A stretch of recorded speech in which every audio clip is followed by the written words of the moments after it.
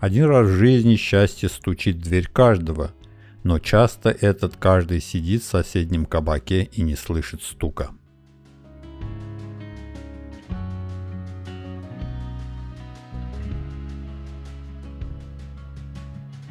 Персик был когда-то горьким миндалем, а цветная капуста – это обычная капуста, получившая позднее высшее образование.